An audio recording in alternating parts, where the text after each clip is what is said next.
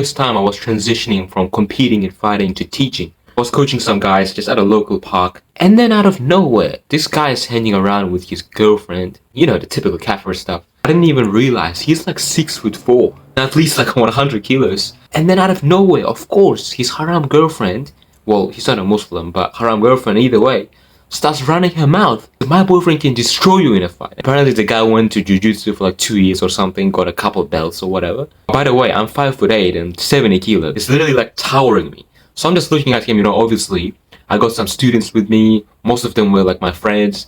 And, obviously I can't show any weakness. So I'm just staring at him like face to face. I'm like, yeah, what are you gonna do, And then, I'm trying to de-escalate the situation because it's getting a bit weird. I say, if you come by next time, we'll be in the same park and me and you, we can have a spar. But the guy wasn't having it. He said, let's just fight right now. These are the sorts of situations that you have to be prepared for. Obviously, when I was training, that wasn't a risk because the coach would have to deal with it. I never really thought of that as a problem.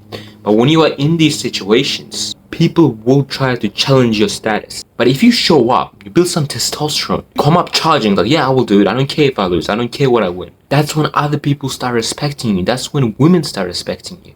And this can happen anywhere, whether you're in fighting, whether you're an engineer, whether you're in IT, whether you're a lawyer. This is why most people stay average. This is why most people never pass the student phase. Because as soon as you raise up, now you are claiming, you're making claims, you're saying, I'm a G, I can fight people. And you have to live up to that standard that you set for yourself every single day. So anyway, with this guy, I obviously had to fight him. I had no choice. It's either I was going to fight this guy or I was going to lose all my students and my little business would come to an end. So we start fighting. He's like out wrestling me a bit, this, that. He had me on the ground for a while. And then within like 30 seconds, I flipped him back over, put him on a chokehold, tried to escape. I put him on an armbar, flipped over this, that. Eventually, I ended up submitting him with a chokehold. You should have seen the look on his girlfriend's face. I had just competed in Asian championships. And obviously, I've been fighting guys that have been training their whole life. So that guy was literally like a piece of dummy for me at that point. But if I hadn't been prepared, he would have probably got me. But either way, the most important thing is you always have to be prepared.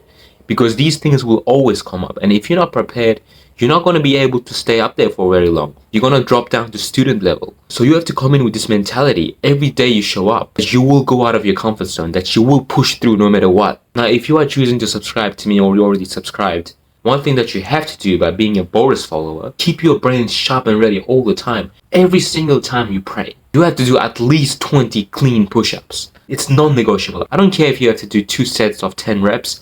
Either way, you have to do those push-ups to keep your brain sharp all the time. If you're going to follow me, you're going to have to adhere to some of my principles like consistency, discipline, self-improvement. So if you haven't done that today, make up for it now by doing all your push-ups. And tomorrow, whether you pray Fajr, whether you pray Dhuhr, whether you pray Asr, I want those 20 push-ups.